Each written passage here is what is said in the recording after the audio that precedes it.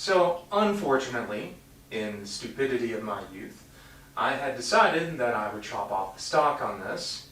And then, to add to that, I was actually out of the country for about 10 or so years, so I had to leave this with somebody.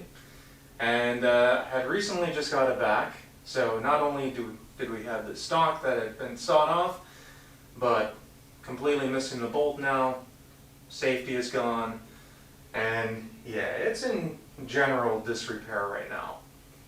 So, now that I'm a little bit older, a little bit wiser, and know a little bit more about what I'm doing, we are going to go ahead and try to restore this as much as possible to its original condition. Now, keep in mind, because the bolt is missing and everything, there's not going to be really any saving the value of the gun or anything like that, so I'm going to be doing a few things to this that normally I would not recommend if you have a collector's item, but for me, this is my own personal gun, never going to sell it, I'm not worried about the resale value. I just wanted to look as close to the original when I bought it as I can. So let's get into this, let's tear this down and start getting it into good working order. Okay, so we're down at the workbench. First thing we're going to do, check and make sure there's nothing in the chamber. There's nothing in the magazine. The magazine release is right down here. Just press that, pull it out. This looks pretty decent, and looks like maybe there's a little bit of wear and stuff like that. Nothing too bad on there. Now let's go through what we actually need to fix on this. Couple things. First of all, bolt is completely missing. Now, these are one of those rifles that you can't just run out, get a new bolt, and pop it in there. One of the problems with Lee Enfields and also these Ishapore rifles is they seem to get a lot of headspace issues. So I have actually ordered a new bolt, and before this video I actually sent it in to a guy over on the East Coast who does actually specializes in these types of rifles. So he went together, found a few candidates for it, fit everything in there perfectly, so I actually do have that off to the side already. We're also missing a safety here, which we have some replacement parts for. There's a top wooden handguard up here that is missing. This is sawed off right here, so it's missing the whole end of the barrel section. There's also a metal band that goes around here. There's also the bayonet cap that goes on there. Luckily, all of which I've already ordered, so we should be good there. There is this little piece right here that I'm guessing had broken at some time, and a new piece of wood got glued in there. But if I do remember correctly, this was here even when I bought the gun, so I'm not really going to worry about that. Then there's some sling swivels that got put into the old holes here, so we're going to probably take these off. And then, yeah. So we're going to take everything apart. And we're going to take a look at the new pieces and components I bought, and we'll see how to put all this together. So let's just dig right into it. So good. As usual, with the good old component bucket right there. And let's start tearing this down.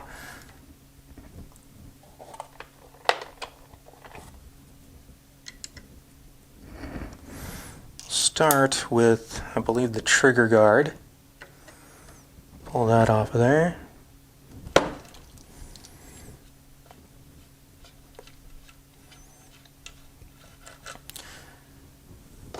we go, and then this should come all off like that. The screw post on the inside there, and this is what loosens it up from the barrel.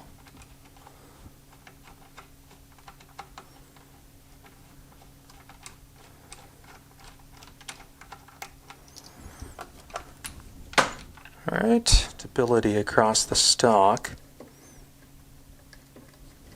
I could be wrong. No? Alright, so let's loosen this up.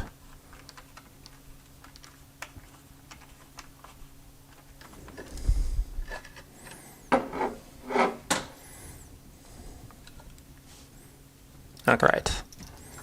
There's the screw here.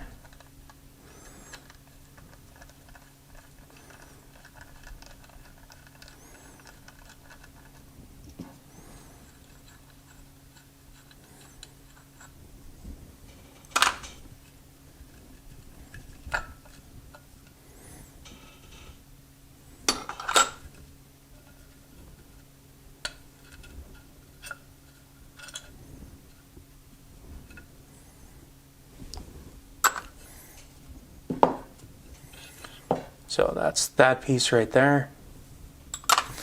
And you can really tell on this rifle, they really oiled this up pretty well. It's basically, it's just caked. But we don't need to worry about that. So these are the replacement bits that I have for the stock. This goes down the whole length. We have the upper handguard there, and then this is the spot that fits in at the end of the barrel. So what we're going to do first is just do a quick fitting, make sure everything kind of fits in there, and then we'll go through a couple of other things. Alright, so let's see where we're getting stuck at here.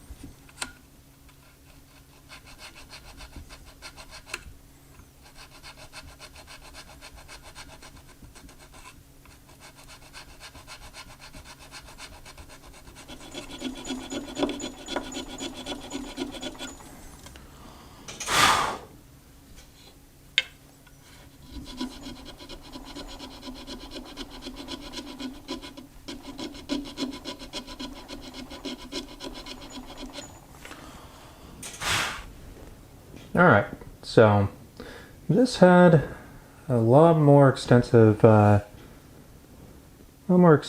sanding in there than what I expected. There's actually a good amount of material that needs to be removed from this spot right here for the trigger assembly. So we brought it over to, I know, the Dremel table, every gunsmith's favorite tool. So we're going to grind out some of this stuff, try to get it down to where that whole trigger assembly will fit in there, and we'll test the rest of this. And just kind of how I tested to see where this was at, I lightly placed in the barrel, put it down, put a soft block of pine on top of there, and just tapped it a little bit. So I can see where the indents are coming in on this. So I probably got a good 1 to 2 millimeters that needs to come off of this area right here. So let's start this up.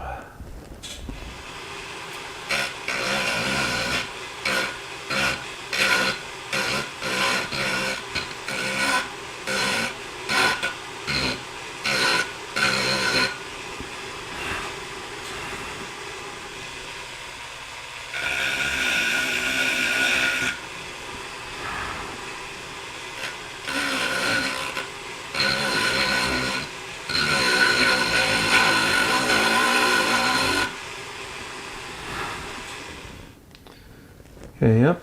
I can still see right here that it's still kind of pushing up against this. And it's probably the spot right there that it's having an issue with. So, I don't want to take the grinder in there. So I think what I'll do is I'll take a chisel and very lightly tap down into this.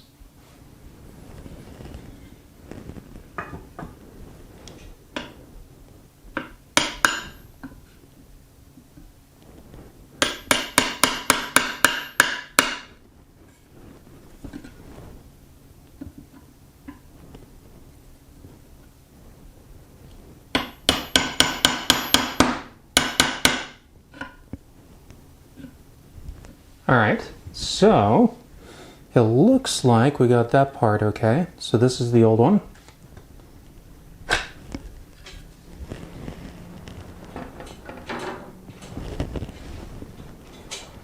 And this is the new one.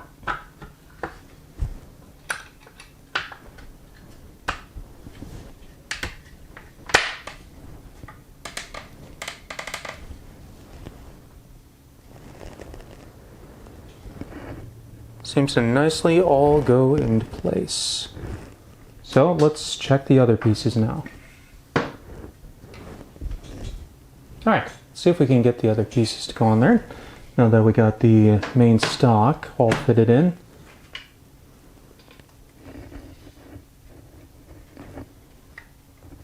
Alright, so that one's fitting on there nicely. A little bit of a gap, but I think that's okay.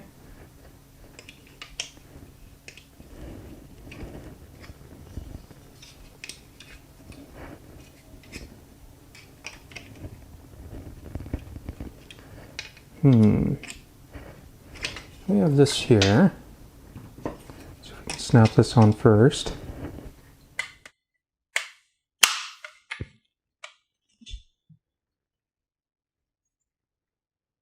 Okay. So that fits into place.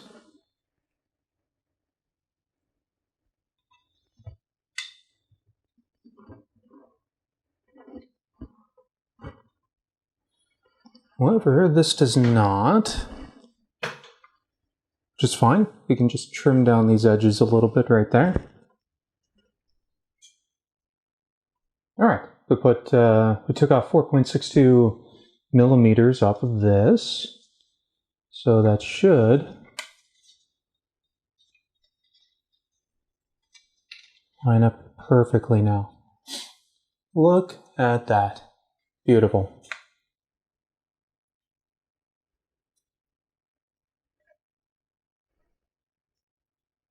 Yep, so that should be exactly where we want it.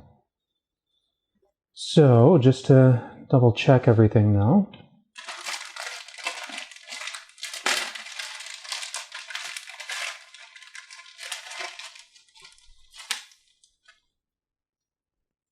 We have our placement bayonet cap.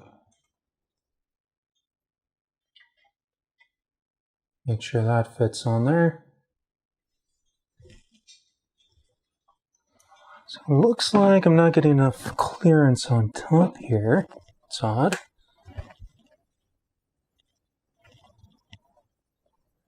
And maybe down here it's hitting up against the metal.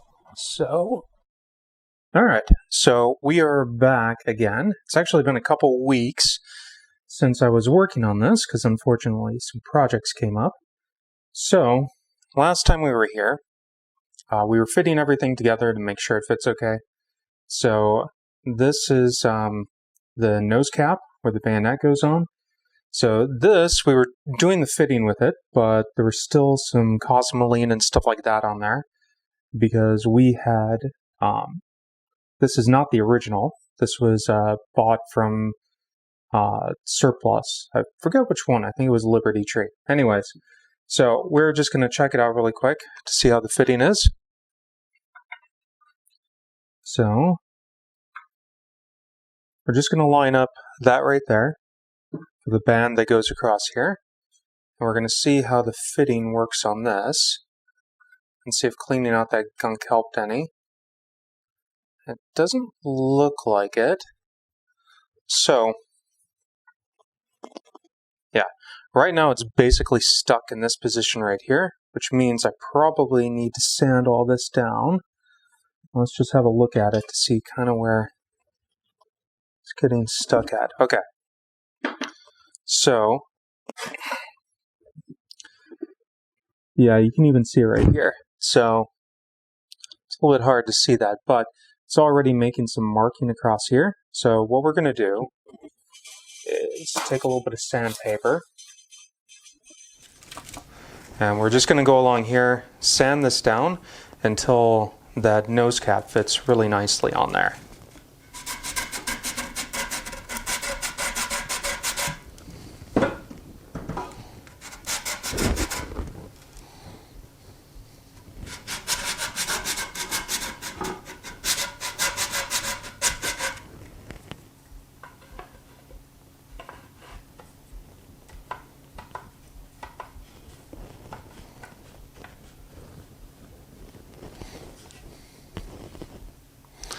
And you can see that there, that fits pretty nicely on there now. Let's double check to make sure that it fits okay when this piece is on here. Upper hand guard here.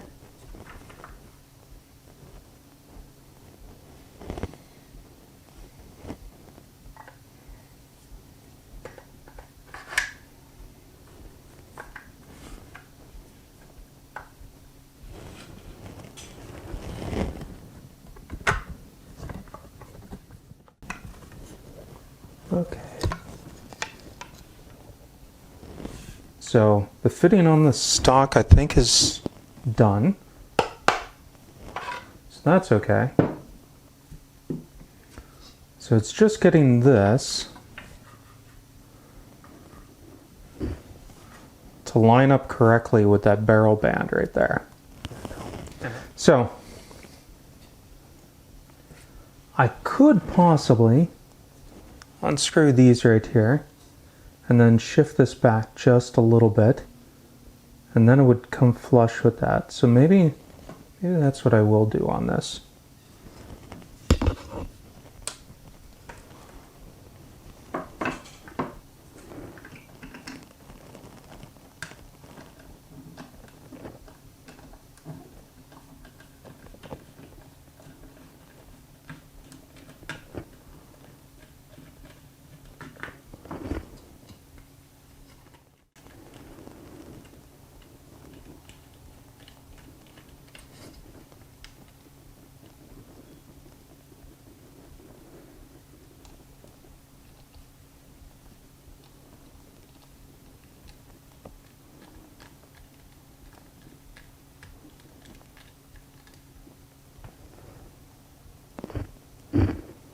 These are just very, very tiny, tiny little screws.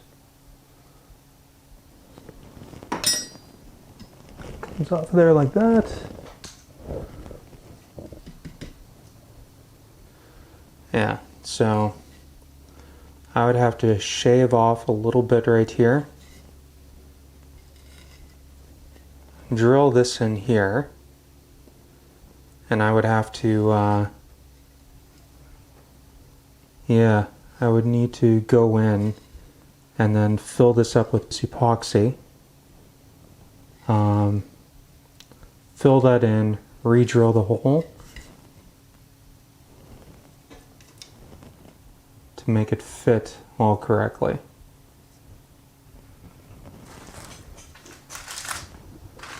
There you go.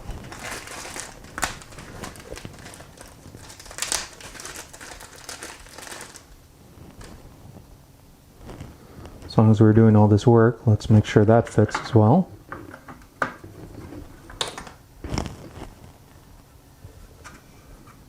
Yeah, so that goes around there like that.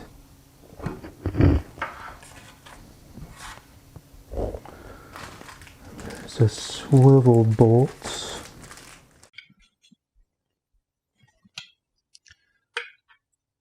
My only complaint would be it still has a tiny gap in there.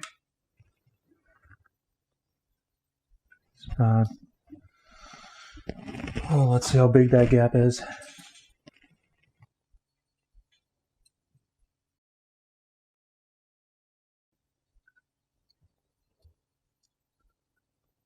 It's about a 2 millimeter gap.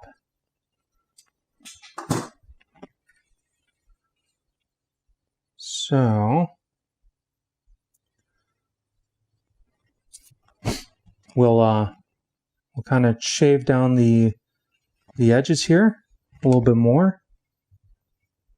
Yeah, because it's where it's pushing up is right on here.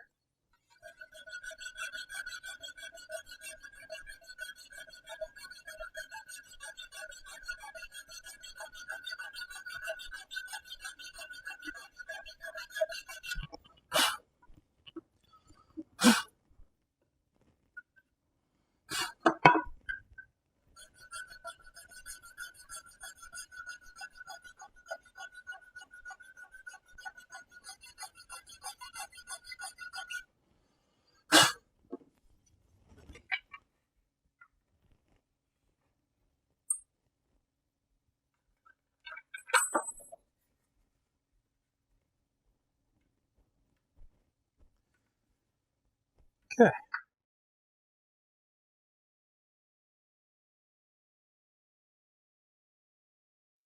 So, unfortunately, the sound had cut out for this section.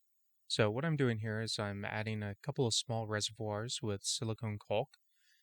And that's just so when we do put the epoxy in there, it's not running all over the place.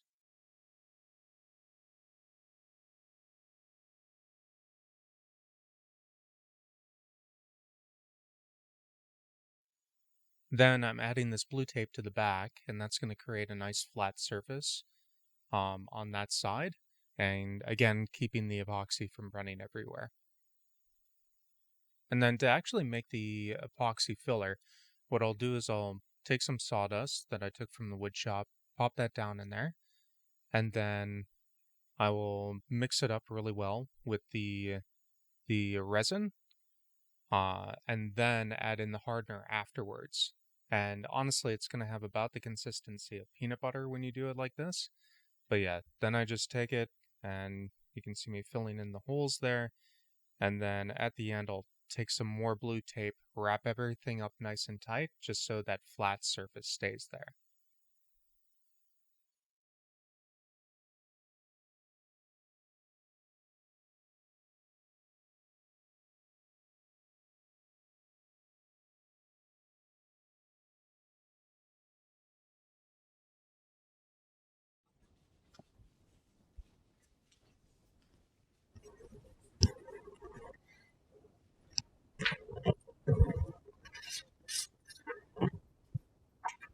So just going to take a bit of this, toss it in here.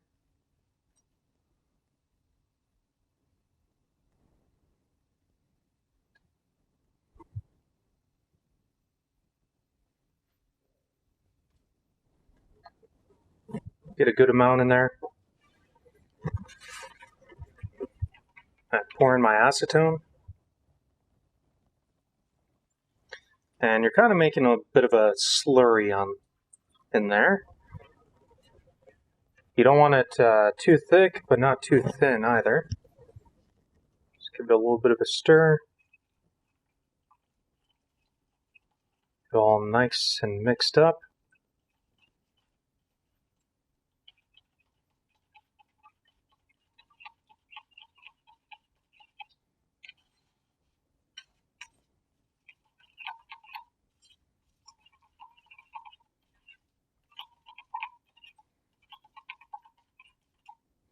So this is still probably a bit too watery, so we'll add just a tad more in there. Because you really want it to stick to the wood.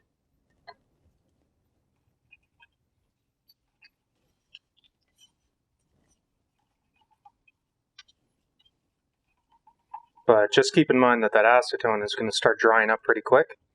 So don't add too much the whitening in there, because it's going to dry up a little bit anyways. Then all you do, apply it on top of there.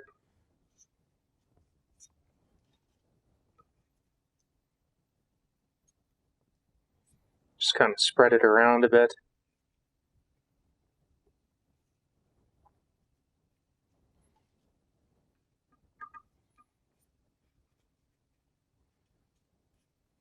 So if they had actually used a sealer or anything like that on here, I would have used some paint thinner basically to remove that from there and then apply this, but this is just really oily and that's it.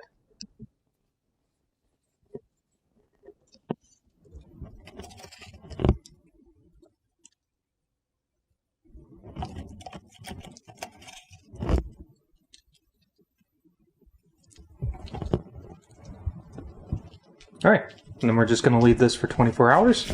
Let it pull all that old grease and previous stain out of there, and then we'll go back over it with the other stain we've been using, and color should match up a lot better after that.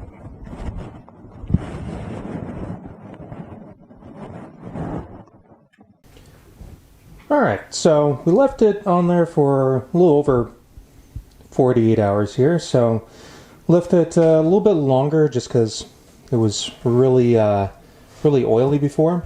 But yeah, we're going to clear off some of the stuff. And you can actually see on there some of this brown peeking through. That's actually this Brownell's pulling away all that oil from there.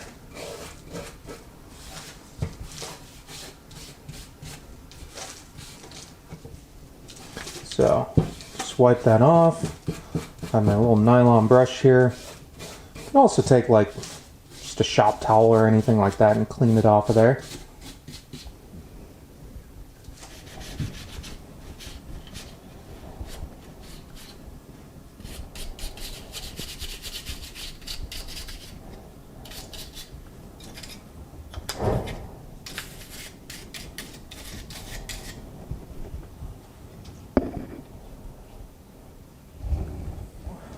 I ended up using a little bit of water to clean a good portion of this off, just because some of the stuff was pretty well caked on there.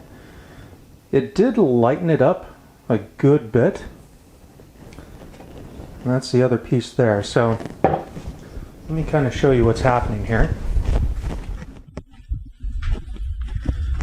Now again, the stock was all sawed down before, so this is all new. It's from factory surplus. That's the other piece right there. This is the original.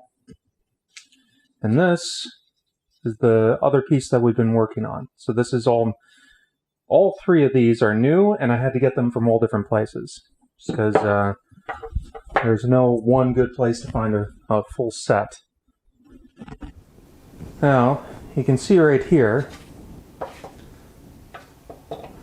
that this piece is pretty dark. This piece is also pretty dark, but not as dark as this. And then this one could go darker, but it also has this red tinge. So I'm going to try to use a mixture of, I believe it's a chestnut and also dark oak that I have coming in soon to basically try to match all these colors together. So what I'm going to end up doing is putting the black oak on these three pieces to match this, and then depending on how red all these are, I'll probably go in with a little bit of the chestnut stain, which adds kind of a reddish color like you can see right here, and try to get these pieces to match up as much as possible. But since these two are cleaned off with water, we don't want them to stay wet like that, and I do want to get them prepped for sanding, so we're just going to take the heat gun to them a little bit and dry them off.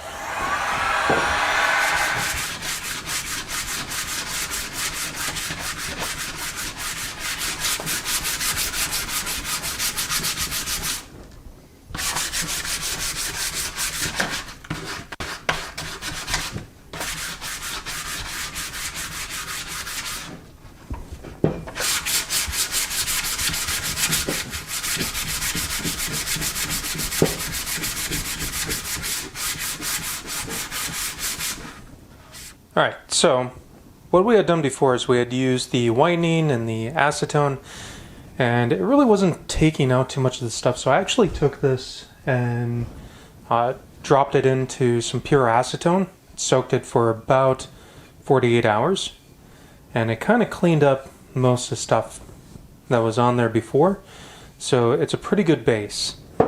At the same time, I wasn't really liking the color that was coming out on here, because if you look here, this is the original color, and although this is pretty dark, I know this is oily, but this really doesn't have the same color as that. So what I went and did is I picked up some dark mahogany, and just looking at the color from here, it's much closer to what the original was. So we're gonna go with some of that, put it on here, and then see if that kind of matches up the color a lot better.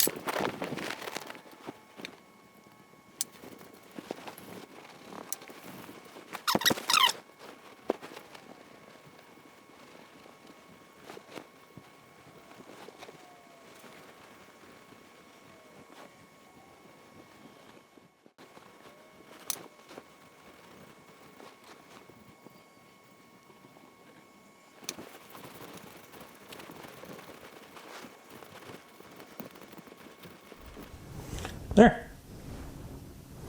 So everything is pretty close to matched up. So I'm going to let this dry for a while, probably about 24 hours. I'm going to come back, hit it with a second coat, and then let it dry again, and then we'll probably get it all ready to be oiled up. There. So that is pretty good. So you can already kind of tell that these are all matching up pretty nicely now. And then this is the original wood.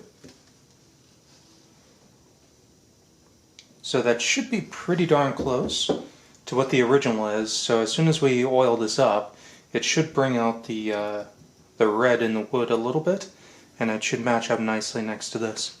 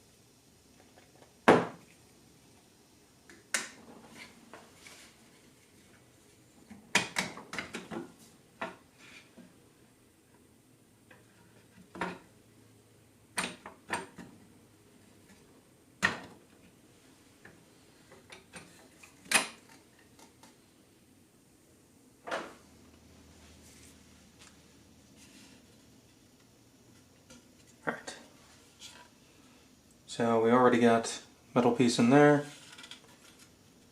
Sight guides are there. Also have that piece in there. The last little piece we need to do, this little O-ring, just goes in there.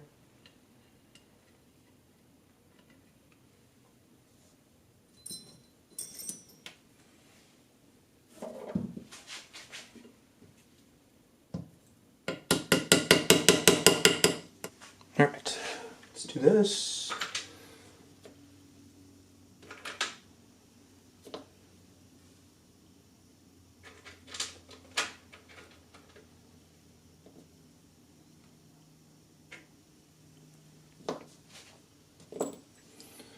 Alright, put this together. This is going to go in here like this.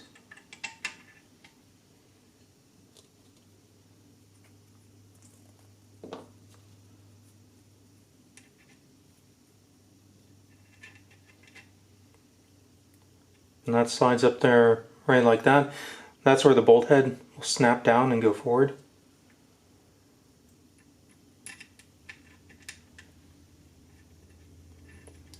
And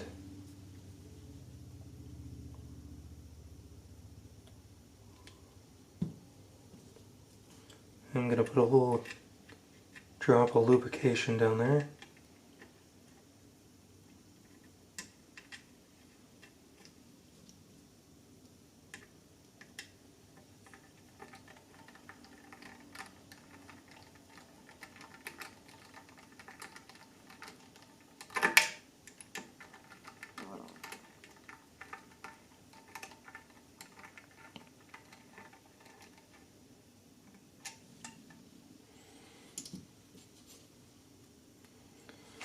So that moves back and forth like that. And this needs to slide up right in there. So let's grab our needle nose.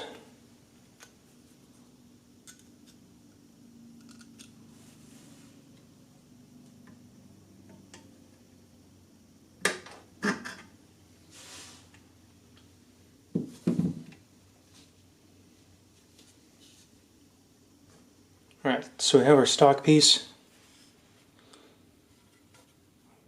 That piece in right there. Sight guides are here. We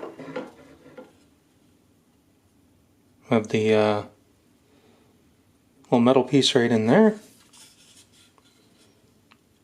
And then we also have our O-ring in there.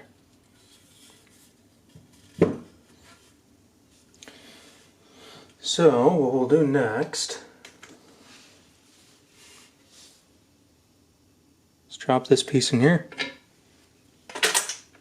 Just like that. Line it up so it's facing that way.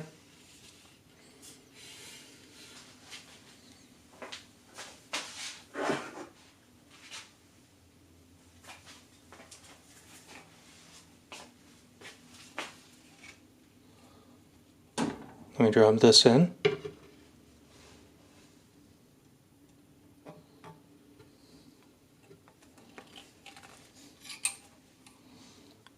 This piece gets lined up with this hole here.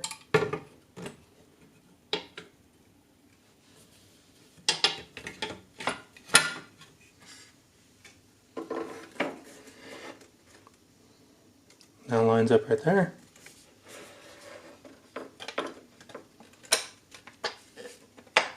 There.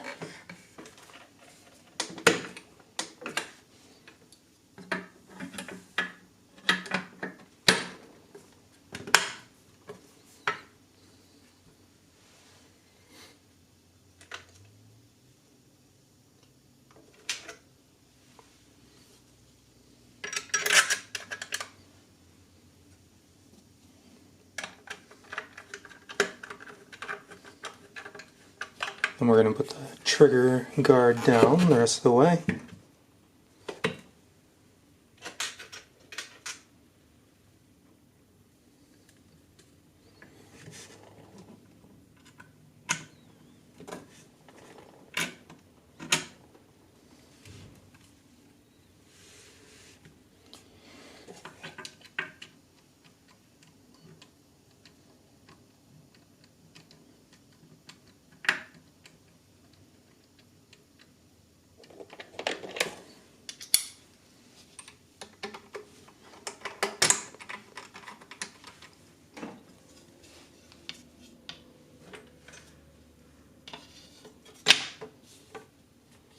Slide that on there.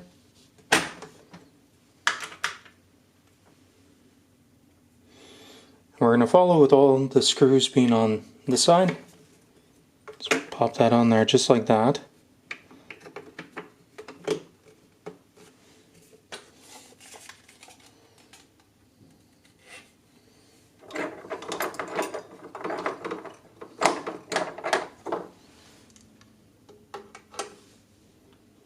Very gently. Like that.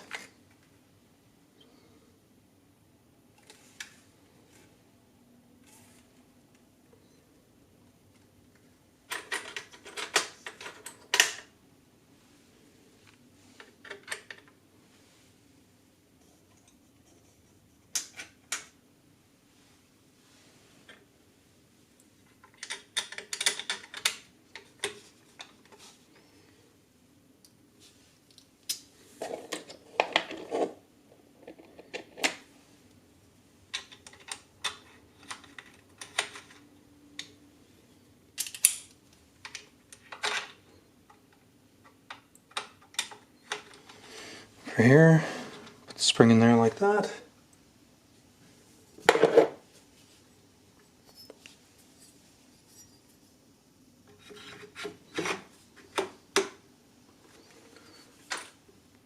This cap goes on.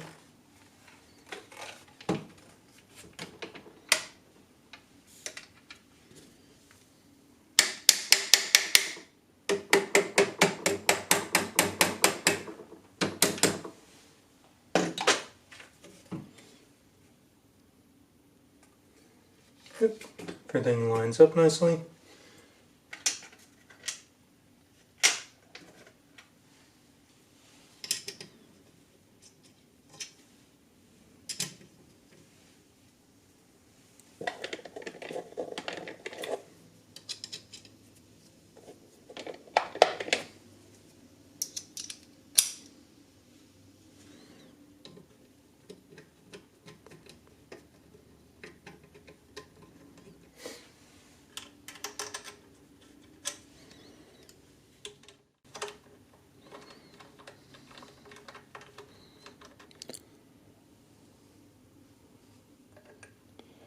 Okay, again, screw heads are out that way.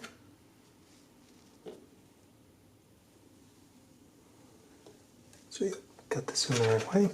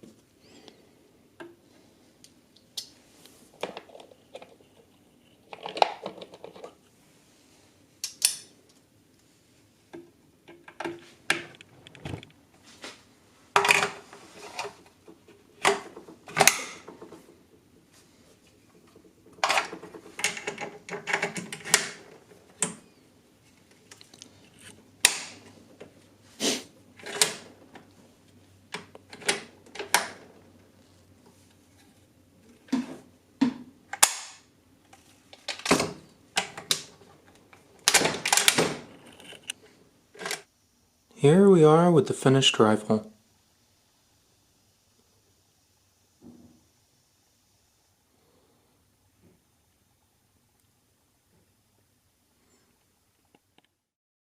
More videos like this, please hit like and subscribe. It really helps out the channel. You can also find me on Instagram and Twitch in the description below.